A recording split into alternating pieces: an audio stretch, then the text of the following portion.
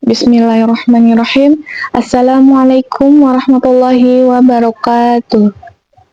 Alhamdulillahirabbil alamin wassalatu wassalamu ala asrofil anbiya'i wal mursalin wa ala alihi wa ashabihi rasulillahi ajma'in. Amma ba'du.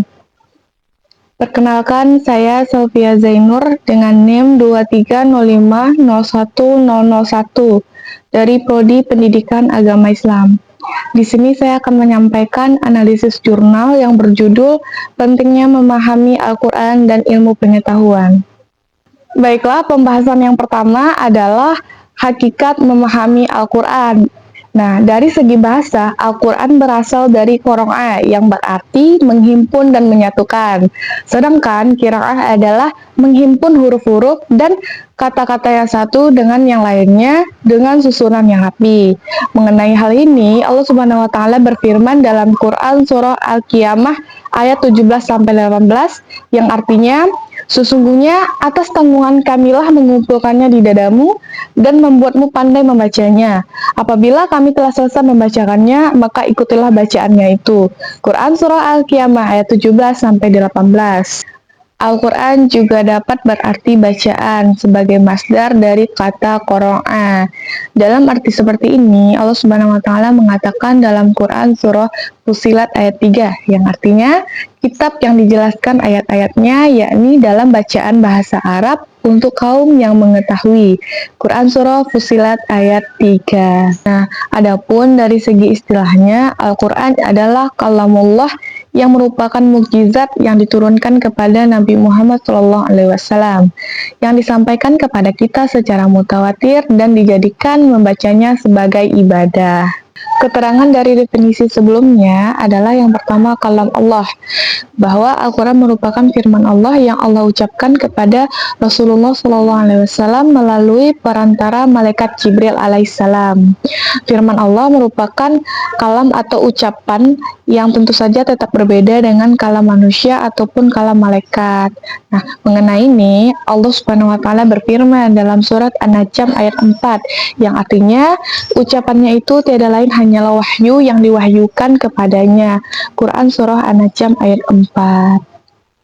Yang kedua adalah mukjizat. Kemukjizatan Al-Quran merupakan suatu hal yang sudah terbukti dari semenjak zaman Rasulullah SAW hingga zaman kita dan hingga akhir zaman kelak. Dari segi susunan bahasanya, sejak dahulu hingga kini Al-Quran dijadikan rujukan oleh para pakar-pakar bahasa. Dari segi isi kandungannya, Al-Quran juga sudah menunjukkan mukjizat, mencakup bidang ilmu alam, matematika, astronomi, dan bahkan juga prediksi.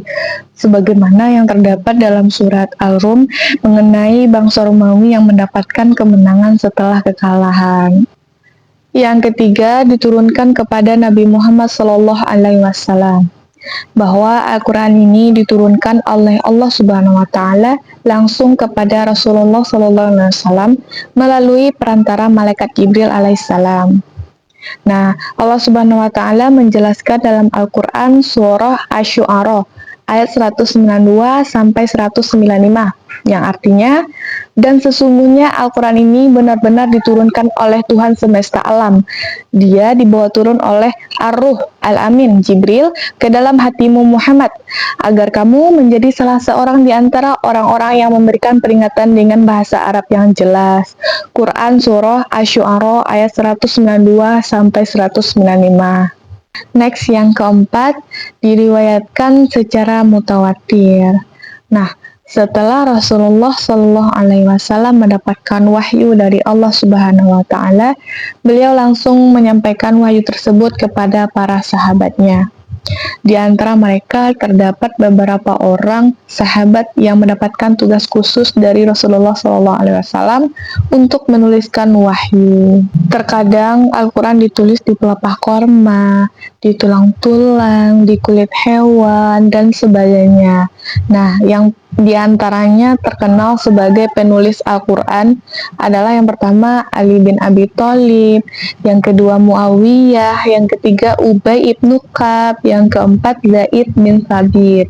Demikianlah para sahabat yang lain pun banyak yang menuliskan Al-Quran, meskipun tidak mendapatkan instruksi langsung dari Rasulullah Shallallahu Alaihi Wasallam.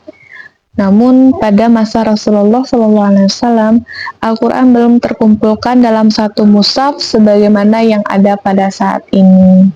Yang kelima adalah membacanya sebagai ibadah. Setiap huruf yang kita baca dalam Al-Quran memiliki nilai ibadah yang tiada terhingga besarnya.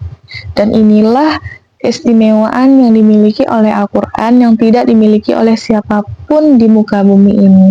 Dalam sebuah hadis, Rasulullah Shallallahu Alaihi Wasallam pernah mengatakan bahwa barang siapa yang membaca satu huruf dari kitabullah Al-Quran, maka ia akan mendapatkan satu kebaikan. Dan satu kebaikan itu dengan 10 kali lipatnya. Aku tidak mengatakan bahwa alif lam mim sebagai satu huruf. Namun alif merupakan satu huruf, lam satu huruf, dan mim juga satu huruf. Hadis riwayat Tirmizi. Kesimpulannya adalah salah satu hal penting sebagai bukti bahwa Islam merupakan satu-satunya agama yang benar dan cocok dijadikan sebagai pedoman hidup manusia adalah adanya keselarasan antara agama Islam dengan ilmu pengetahuan. Al-Quran yang diturunkan kepada Nabi Muhammad SAW merupakan mukjizat yang paling besar pengaruhnya.